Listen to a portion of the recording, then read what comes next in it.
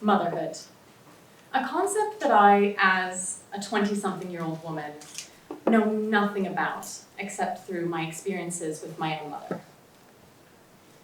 But having a child, it's something that I'm getting confronted with more and more often as I get older, but it's also something that has always been incredibly daunting to me. However, a few years ago, while I was studying art history, I came across a work of art that changed my perception. Mary Kelly's Postpartum Document, a series that she started in 1973, documents the relationship to her son in the 6 years subsequent to his birth. She draws on her own maternal experiences, but the work goes beyond looking at the development of a child, as it explores how mother and child are learning and growing with each other.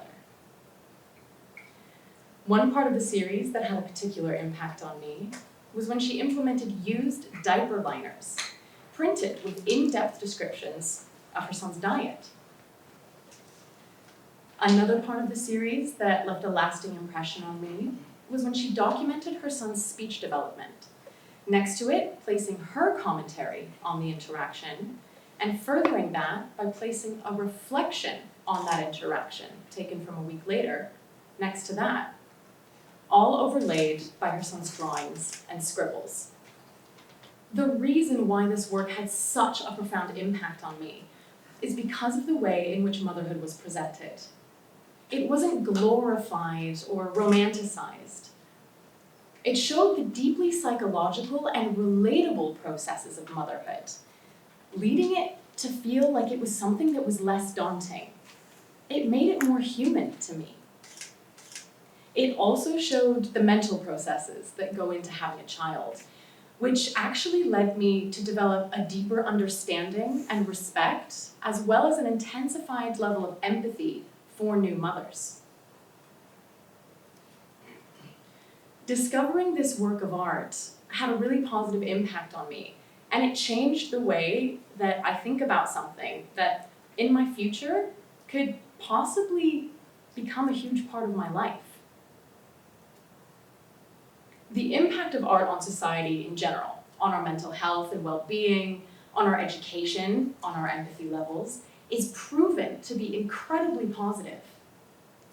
However, according to a study taken around 5 years ago, only 1/5 of the UK population attended a play, a musical, or an arts institution once within a 1-year period.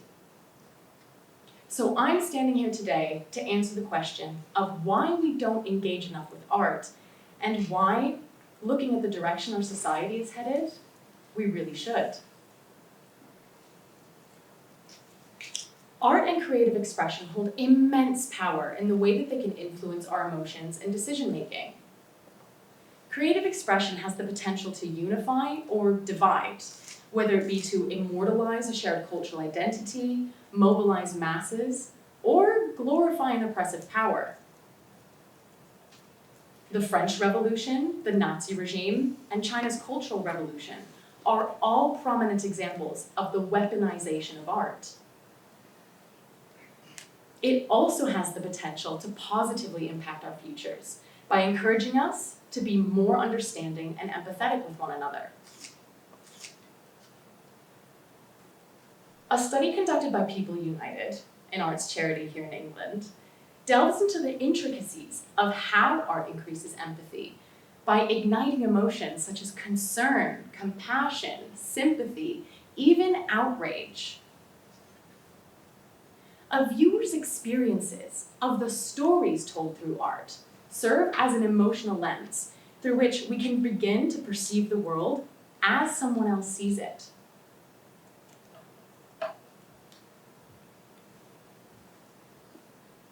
Engaging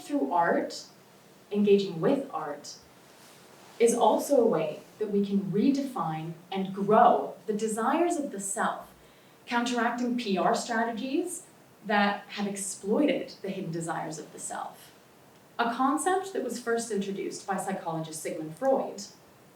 In the 1920s, Freud's nephew, Edward Bernays, coined the profession public relations. Using his uncle's theories of the self, he exposed the hidden desires of the subconscious mind relating to our self-worth.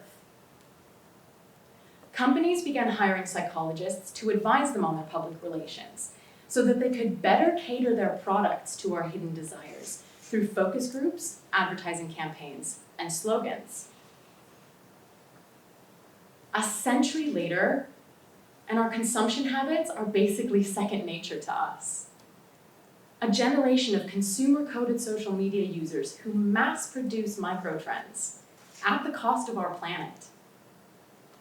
Our choice of what to consume has been manipulated throughout the past century, and I'm not even sure if we're aware of how manipulated we've become. So how do we turn this around?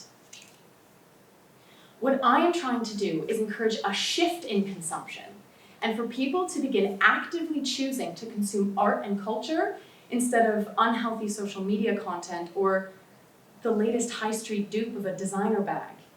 Now, I'm not standing up here trying to tell you how to best live your lives or to make you feel bad for shopping, no. What I'm doing is making a plea for people to begin incorporating small changes into their everyday lives, such as going to an art event or a museum after work, instead of to the pub. When the pandemic hit and we were on social media so much more, following arts practitioners such as artists, art historians, or institutions like museums really improved how I felt using the apps and my mental health in connection with being online so much more. Artists such as Stacey Gillian Abbé, who explores the Black body throughout history within her artistic practice, or institutions like the Peggy Guggenheim Collection, whose exhibition on surrealism in 2022 brought a whole new perspective to women artists practicing in the 20th century and how powerful their work can be. I was seeing the creative expressions of what people were going through, and I felt like I could relate to and learn from those so much more than of the videos of people baking banana bread, although that was a nice time online during the pandemic as well. What I'm trying to convey is that I felt more of a purpose through engaging with art, even if it was just through social media at the time. So much so that it changed the way that I live my life and what I choose to spend my time consuming. Exploring further how art fundamentally contributes to society, according to a study conducted in 2019 by the Arts Council England, the arts and cultural industry contributes £10.8 billion a year to the UK economy. But looking beyond the economy and onto us as human beings, engaging with the creative output of people throughout history, but also with the creative output of people from cultures different to our own, exposes us to lives and experiences that are not just ours. As I said earlier, through studying feminist art history and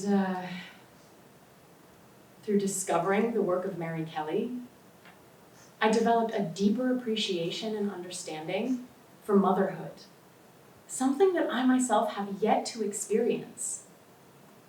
And even as I'm standing in front of you here today, talking to you about arts engagement, it instills me with a deeper confidence, and I feel supported by the community, the arts community that I'm in, as I'm wearing a work of contemporary art by London-based artist Hayden Albrow. Of course, it's still incredibly important to acknowledge issues that impact cultural consumption within the sector today. Ask anyone who works in the arts, and unless they come from an artistic family, when announcing that you're going to study an art subject, it's more often than not met with quite the negative reaction. The general public is not really that interested at the moment, it seems, to invest their time, appreciation, or money into the industry. And younger generations are actively discouraged from building a career in the field. Unfortunately, the pressure that our society puts on younger generations to build a career around financial gain is partly because, for the last 100 years at least, we've been conditioned to equate our self-worth with the objects that we own. Now, this does not necessarily apply to people from lower income backgrounds because, as it stands today, it still requires an immense amount of privilege to engage with the arts on any level, and even more so to do it as a career. So it's not just the responsibility of the general public to take initiative to engage. It's also on those within the sector to create spaces that are more accessible for people to want to engage more with art, but also to see it as a career option. Looking inwards towards my own sector, I see vast room for improvement. There are far too many unpaid internships and an incredibly prevalent culture of nepotism. There is also a disconnect between our perceived objective interpretation of a work of art and how we think it relates to us.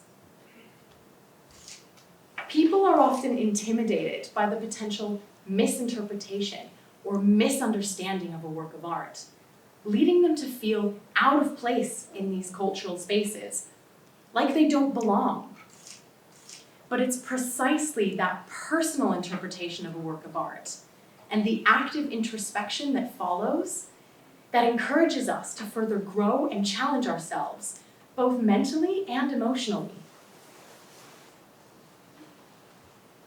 So it's these factors, plus others, that are in dire need of change if the sector is to reciprocate the increased cultural consumption that I am striving for here today. It's a cyclical issue that can begin to improve through an increase in general interest, which can lead to more engagement. If people interact more with art, it will grow knowledge and deepen access, improving our well-being, but it will also increase funding and opportunities, encouraging the sector to flourish. Incorporating small changes into your day-to-day can have an immense impact on your life in general. And if you decide to prioritize the arts more, it will also have a positive impact on the sector. Shifting our consumption habits to, for example, buy a contemporary work of art by a local artist, or an annual membership to an arts museum, instead of new clothes or the latest piece of tech, that will allow us to shift our priorities as a society from the Bernaysian, I define my self-worth through what I buy, ever so slightly.